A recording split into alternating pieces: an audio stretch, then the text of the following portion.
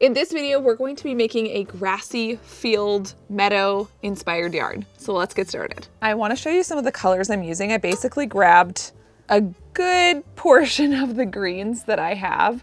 So we have some mixed greens, some brighter, some more muted, and I really want to mix these all together, possibly with a little bit of, I don't know, maybe there'll be some yellow or beige involved in there as well. But I just kind of want to make something that reminds me of the grassy fields that are near where I live. So we're gonna go ahead and just get started with this. Now I am gonna go back to the more painterly way of making yarn. I've made a few recently that were with a more stripy strategy.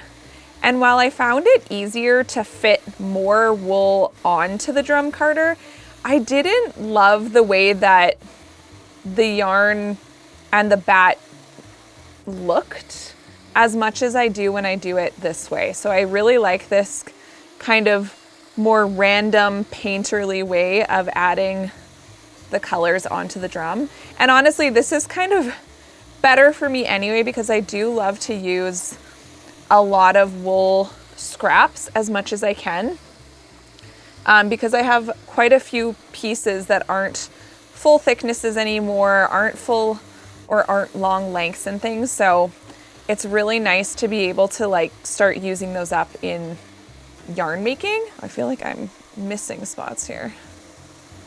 So this summer we have some cows for neighbors and I've been enjoying it so much, which is not something I'd ever say, though it does help that the wind seems to blow the correct way that I don't have to smell the cows most days. But they're really cute, and there's little ones, and I love seeing them out there. Our dogs also really love to bark at them, which they don't mind at all. And yeah, it's really nice. And so I kind of want to make a piece that's got some inspiration from that, like a grassy field. Maybe there'll be some cows involved, which I literally never would have thought I would hear myself say, that I want to make art that has cows in it. I feel like growing up, the 90s like country craft scene was intense and everything had cows on it. And I was just not a fan. But now, I don't know, I can see how it could be really pretty. Let's go a little bit faster. I think this is one of those yarns that's gonna be pretty easy to achieve because I'm staying with a pretty tight color palette. Everything is some version of green. Even this color, which is a much more lighter, muted, yellowy green, it's still green. And so I think this one is gonna be kind of easy to look good. I might want to make this piece a little bit bigger than some of my more recent pieces are. So I do want to make sure that I'm packing on as much wool as I can. And currently I'm using a strategy that I can't believe I never thought of before. As I'm using the colors, I'm setting them on the other side of the drum carder so I can make sure I remember kind of what order and what ones I've already used, because sometimes I can get a little bit lost with that. Like I forget which ones I've already used. Okay, I have already used that one. Was this one the other one? I think I'm missing one of the colors I would like to use.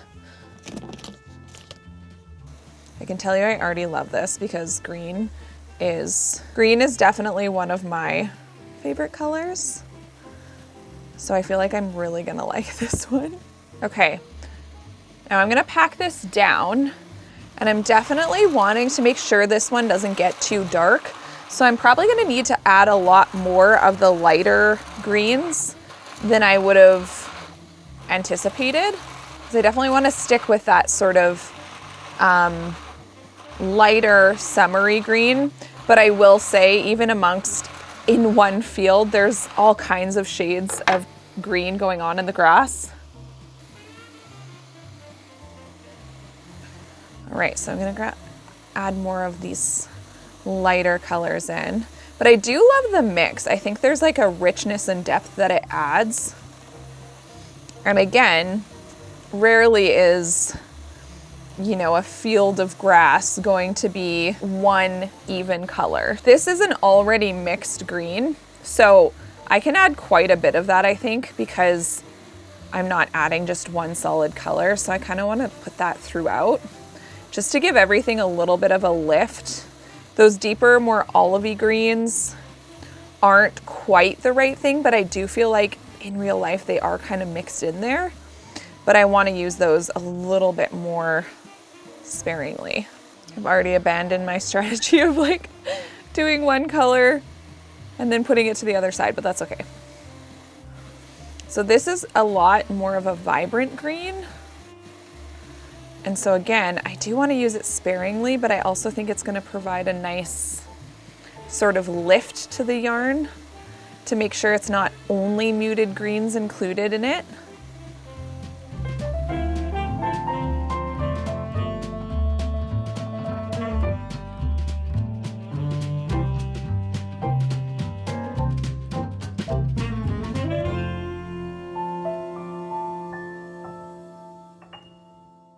Sometimes when I'm drum carding, because I have a habit of running my left-hand fingers along the needles, it starts to, it's not like it cuts you or anything. It just like, I've realized starts to kind of make my skin really dry, essentially. So I'm trying to avoid doing that again.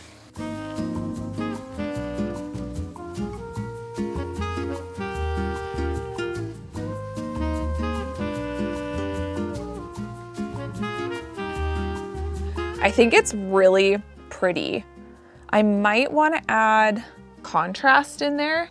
I'm not entirely sure how I want to achieve that because I only have so many shades of colors. I was debating on adding in even a tiny bit of beige, but that might be a little bit too light.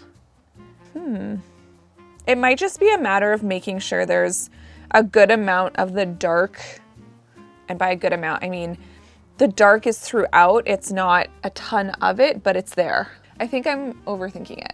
I think I'm just gonna keep going, layering all these colors together, and then we'll look at the bat once it's done. I also have some of these green yarn scraps. This is just a merino wool roving yarn, so it's like a single ply, and I'm wondering about adding little bits of that in there as well because it'll come off in little pieces like this. And actually I think that would look really good. So I'm also going to mix in this, and it's another great reason to have your bucket of scraps available. I have a lot of yarn scraps and I love finding ways to actually be able to use them. And I also really love that this one is merino, so it's going to still all be merino, but just in a slightly different form.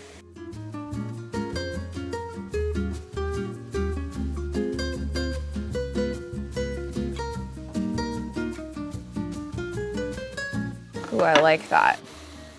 I think that adds a little bit of contrast and depth because this one is definitely different than the other dark green that I have.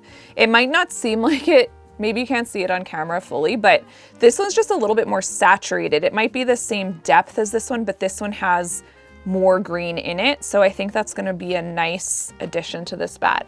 Okay, I'm gonna keep going. I'm gonna be mixing and layering all these colors, and then we'll look at the bat once it is finished.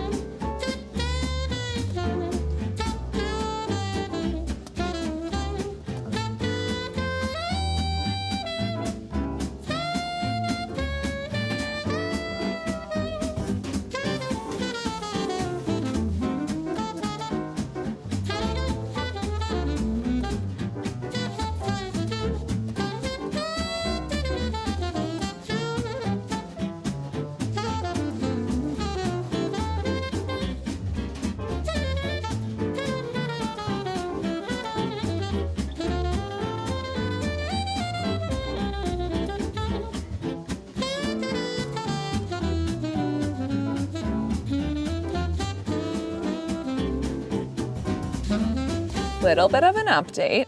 I did add a few little bits of yellow in here because I thought, you know, dandelions and other weeds that happen to be yellow, but I was just feeling like it was all too one note, so I just wanted to add a little bit of random color in it as well. And I can't help but thinking a tiny bit of pink in the mix might be really pretty, but I'm also like, oh, I don't know that that's the route I want to go. I just always think it looks so beautiful, but I think I'm gonna refrain from that, but I might add a touch more yellow once I've done a little bit more layering, just so that there's a little bit of pop here and there that isn't just green. So I'm gonna keep going. I don't know how much longer. It's getting somewhat thick, but there's still quite a lot of room on here. So I'm gonna just keep on keeping on.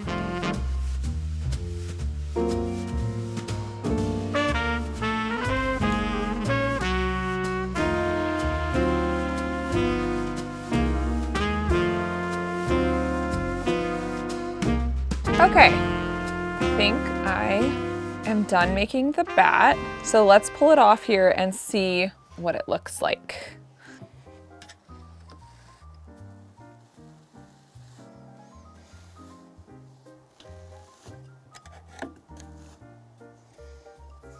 It definitely feels pretty nice and thick, which I'm glad about because I do want to make a fair amount of this, just because if I do make a bigger piece, I want to make sure I have plenty to do that. Oop.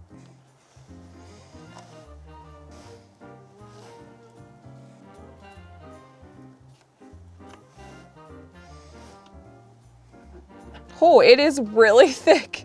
I was definitely able to pack a good amount on there, which feels really good because I felt like in the past, the one thing that I didn't love about doing the more painterly way of putting wool on the drum carder is that I wasn't able to pack as much on, but I definitely think that this is a good amount. It feels very, very thick. So I'm glad I took the time to do quite a bit because now I'm gonna have lots of this. So let's have a look at the bat. I will clean up the drum carder and we'll take a look. So here's one side of the bat. Just lay it out nice. And here is the other. I love this side. I'm glad I put just a little bit of this yellow throughout. I do think that it adds something that's very pretty. So I'm gonna go ahead and get ready to spin this. So I think in the last spinning video, I could not remember the word for pre-drafting. And now I remember it thanks to you guys. And that's what I've been finding has been working well for me now with this type of wool bat. So basically all you do is sort of pre-draft it. So drafting is when you're kind of pulling out the wool as you spin. And so this is just doing it beforehand. And I find it helps quite a lot. And it makes it a little bit easier to draft once you're actually spinning. At least that's what I've found. And this is a super fine merino. So the staple length is very long. And I think that's why the pre-drafting is quite effective with this stuff because of the staple length. Okay. I'm gonna get my spinning wheel set up and then we're gonna get to spinning this. I think it's gonna be really pretty, but definitely a little bit more subtle than some of the, yeah. I think it's gonna be really pretty and a little bit more subtle than some of the other ones, but still, it's very green still. Spinning wheel. I forgot that I still have this yarn on here. Oh my gosh. I'm excited to try weaving with some of this. I have the perfect yarn for my core. And this is a worsted weight yarn. It's Briggs Little Heritage, if you're curious. It's a Canadian made yarn and I really enjoy it. So one thing I get questions about a lot, which I didn't realize I hadn't been mentioning, but when I spin core spun, I spin in the same direction as my core. And then when I ply, I spin in the opposite direction of that. So I think in my case, yes. In my case, I spin in an S direction and then I ply in a Z direction. I just said Z. Who am I? I'm Canadian. I should be saying Z. Yeah, so basically I've spun with some other yarns before too, and they were the opposite, but I just spin in the same direction as my core, and then I spin in the opposite for plying. So if you're curious about the equipment that I'm using, I will list it and link it in the description box below. This is the Ashford E Spinner Jumbo, and my drum carder is the Brother electric drum carder. I think it's just the standard size, and I really love both.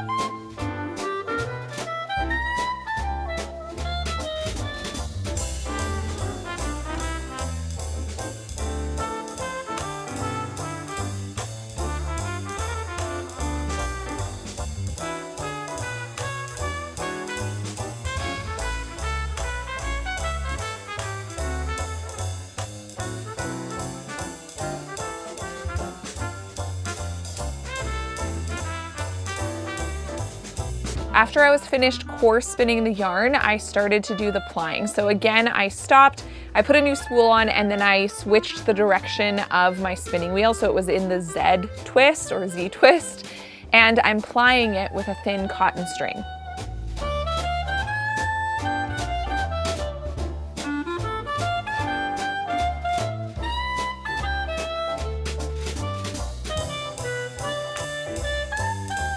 I finished plying the yarn, and now I'm gonna put it into a skein so that we can see it all completed.